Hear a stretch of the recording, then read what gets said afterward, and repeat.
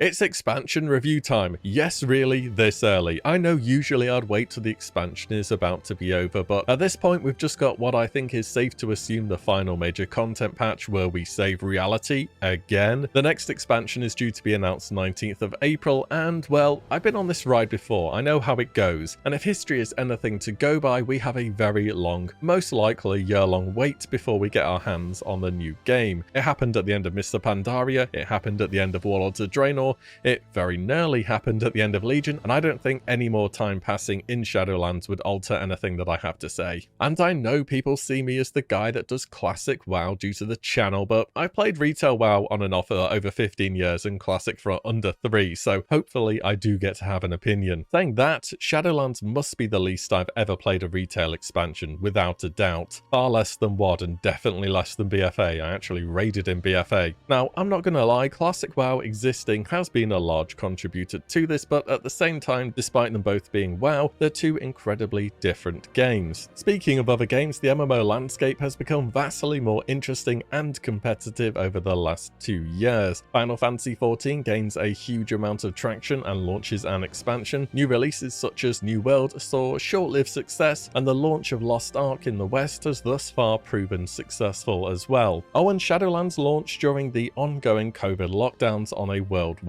scale. People were working from home or literally were not able to leave their homes. If there was ever a time for the MMO genre to shine, a game where there is no roll credits after the final boss or determined endpoint, this should have been it. And this was coming off the back of Battle for Azeroth, an expansion I'm not sure any passing of time could make you develop nostalgia for. Where is that there are two teams working on WoW saying right now, if BFA was the bad one and Shadowlands is the good one, what happens next? I personally don't feel there's ever been two miss the mark expansions in a row either, and I thought if and when this comes to pass, it would be nigh unrecoverable for the game. All this has hit WoW as a franchise hard, and Blizzard's numerous scandals following in its wake must have seen the largest player dissatisfaction towards the game ever. So with that nice light intro out the way, shall we talk about Shadowlands a bit? It started off good, didn't it? I mean, not even the launch, before that. Blizzard were taking feedback saying they're listening to what we're saying, something which had been sorely lacking during BFA. Yes, we do have new systems now, but we can pull the ripcord, meaning if they just clearly aren't working, we have measures in place to remove issues which they could create, and those issues could so very clearly be anticipated by everybody, be it a dev or a player. We just had 2 full expansions as a case study on systems. Surely,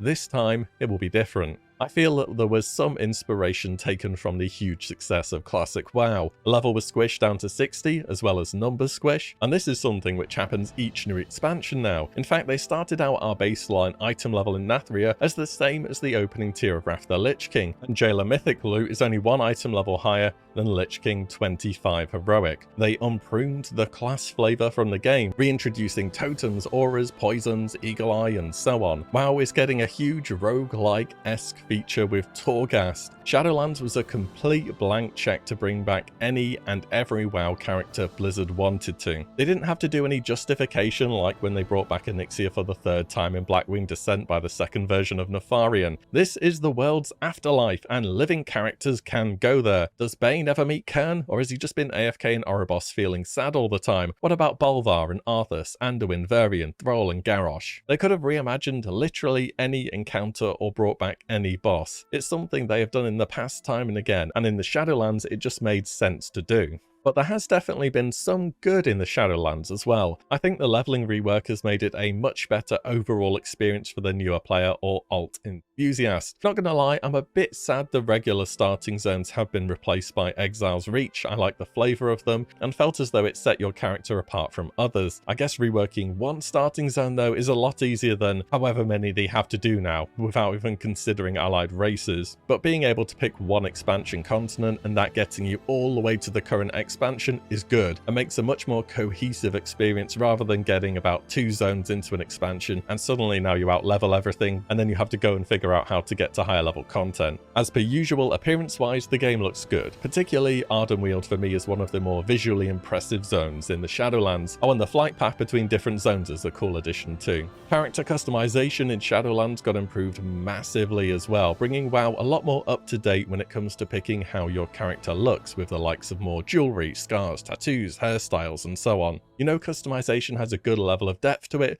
when you can press the randomize button 20 times in a row and nothing looks remotely alike. You can even pick your druid's forms as well, which I didn't even know this was a thing till I went to record for the video, but I think that's a great addition too. The Torghast boss rush is pretty nice as well, and it would have been good if it was there from day one. I think more people would be saying good things about it rather than calling it Torghast. And that's the rather short list of you did good Blizzard things in Shadowlands. Now for the rest of it. Where do we start? Covenants? Is that a good point? So in the run up to Shadowlands, everybody on YouTube, Twitch, forums, Reddit, Twitter, wherever you looked on the internet was saying covenants are not going to work. They are not going to be a meaningful choice. People will pick the quote-unquote best one, as it will directly impact my performance. Moreover, covenants are not flexible. Some are considerably better for Mythic Plus, some for Raid, and we cannot easily swap them. To which we were told what I can roughly summarize as: we've heard your feedback and decided that you are wrong. We think they are a meaningful choice. Players were drawn to what is best as opposed to what they prefer,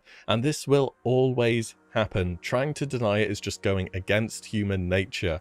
If you know something is better than the other, the only choice you have to make is the wrong one. And the ripcord? It never existed. Here's a quote from Ian. In short, pulling on that thread, or cord as it were, would unravel the entire fabric of the system. Even so, we would embrace the work required to build the Covenant system along these lines if we agreed that would be an improvement, but ultimately, we do not share that view. Well, until 9.1.5 happened, that is. This is when Blizzard finally decided that players should have the ability to freely change between covenants, and it shouldn't be a surprise that it happened eventually. This is literally the formula the game works by now. Step 1. Create a problem where investing time is the answer. Legion. Your legendary RNG is too high and there's no way to target any of them. BFA. Essences are a tedious regrind for alts. Shadowlands. Covenants have no way to be swapped easily and you have to regrind a lot. Step 2. Wait a good 6 to 12 months, sometimes longer, for players to get mad.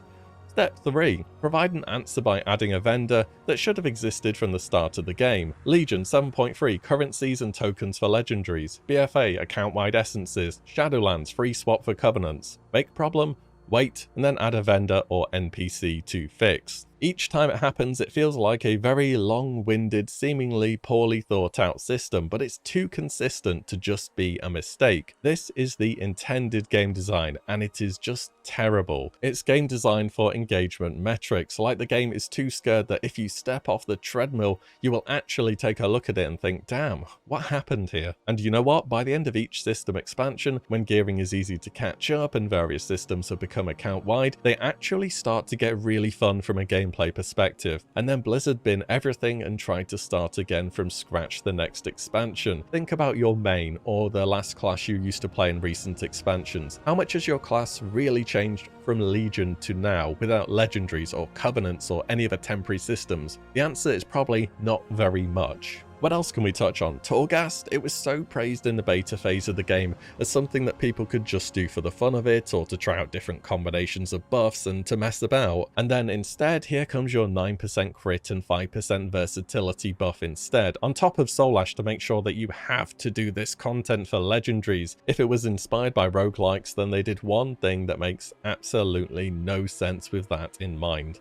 balance. Roguelikes have terrible runs with awful RNG, and then the absolute god runs where you're literally flying across the map one-shotting everything. Torghast should have pushed the limit of how much just plain stupid stuff the game engine is capable of allowing you to do. It is a mandatory thing with no competitive element, so who cares if you're flying about on a magic carpet with a rocket launcher that shoots sharks, and when you kill an enemy they spawn 2 more sharks that start randomly jumping about spawning more sharks. But nope, here's your percentage crit buff instead.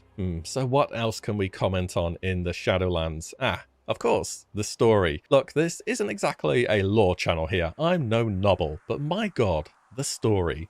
Sylvanas gets her redemption arc, Garrosh reappears only to disenchant himself in a 1-minute cutscene, and 9.2 is the culmination of the story arc that began in Warcraft 3. The jailer, the guy who popped up this expansion that literally nobody had heard of, had planned everything that had happened in the Warcraft universe to get to this moment. Just try and understand with me for a moment here the size of this guy's brain. He knew that Arthas would become the Lich King, that Illidan would open a gate to Argus at the end of Tomb of Sargeras, that Sylvanas would become the war chief, and that Sargeras himself would stab a big old sword right into Azeroth. And his plan at the end of all this? To destroy the world so that something unknown, which is worse, doesn't happen. A cosmos divided won't survive what is to come. So, why have you been trying to divide everybody through the whole expansion? 20 years of lore for a cliffhanger that doesn't even make sense in the context of the game. Oh, by the way, there's still a huge sword in Silithus. Magni is not going to be happy about all them wounds, you know. I think at this point, just wrap it up and move on. And I also think that's what Blizzard will intend to do. The rate at which they burned through pre-established characters and lore over the past 2 expansions is remarkable. Let's count them. We've got Kultiris, Ashara, N'Zoth, Ny'alotha, Garrosh, Arthas, and finally we reach the end of Sylvanas' story. So, where do we go from here? Mega Super Sargeras version 2.0 and the new and improved Giga threat to Azeroth, the final big daddy of big bosses, where we all fly around on spaceships shooting laser beams at asteroids from our intergalactic space garrison, or an expansion where we grow our own plants, become friends with some pandas, and maybe even get a nice dance studio. The way Shadowlands ended, expecting the former. Still, new expansion announcements 19th of April. I'm more into the features over where the expansion is, but I'd be lying if I'm saying I'm not interested in what comes next all of the same. Also, it will be 10.0. That's a big number. As for Shadowlands, wake me up when it's over. That's about everything though. Let me know your thoughts on the expansion, whether you're still playing or have given it a go at any point, what you think will come next. And as always, thank you all so much for watching and listening in. I shall see you all in the next one very soon.